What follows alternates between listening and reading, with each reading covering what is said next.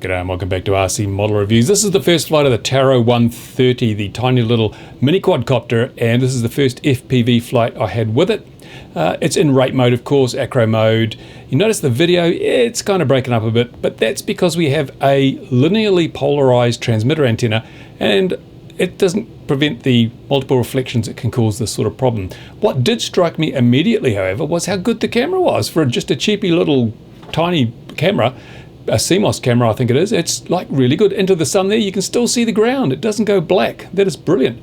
So yeah, I'm quite impressed. Now the resolution isn't fantastic, but it's more than adequate for this little quad. I really enjoyed flying it. Again, those video breakups, yeah, they're a bit of an issue, but you don't notice them so much in the goggles. This was filmed on the Sky DVR that was on the ground. One thing I noticed with the tuning, if you probably pick it up here, is the sudden pitch up. There you go. Now that obviously is a tuning issue. Maybe the eye isn't high enough, I'm not sure. But I found the quad really easy to fly. I didn't push it on the first maiden flight. I was tracking this AXN, no problem at all. Actually easier to track it with this little quad than with my MXP230, because this thing just kind of grooves fairly well until you push it fast.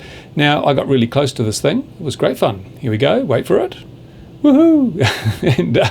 and as you can see, it's got good rates for acro mode. It's really nice. The sensitivity is excellent. It's not too much for beginners, but it's fast enough for people like me that have flown a little bit. And it's got a reasonably good turn of speed. Now this was a very windy day. It's blowing a gale out there actually, and this little quad didn't even really notice the breeze. It got rocked around a bit, but I continue to be staggered by how well these little quadcopters fly. They fly just like the big ones, except smaller.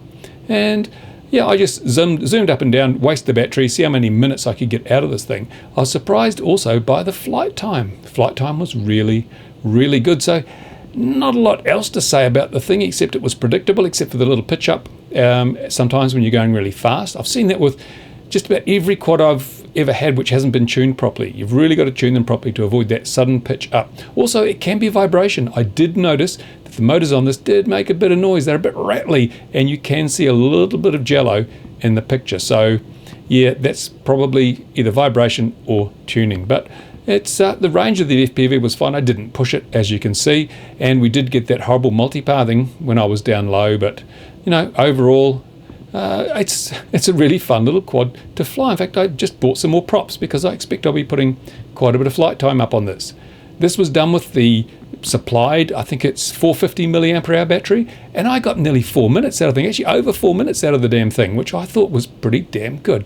So yeah, I'll just continue flying around a bit here for you. One thing I noticed, a lot of lens flare. See the lens flare there? That white circle, green circle?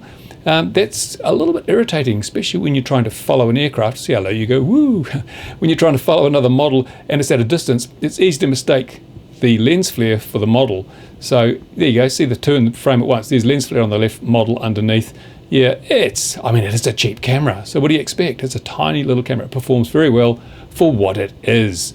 And again, I just follow this AXN around. A good turn of speed. Keeping up with the AXN. Not too bad at all. In fact, I overtake it again, I think.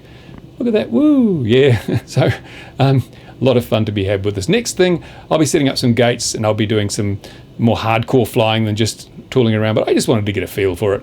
And so far, I have to say, flight handling, I really like it. I will be tuning it. Unfortunately, that little post gets in the way. When you want to tune it, you've got to plug your computer in, you've got to take the post out to do it. Major design flaw, but once it's tuned, it should be fine. I'm just hoping it's not a vibration issue and that perhaps those motors aren't a little bit too rattly.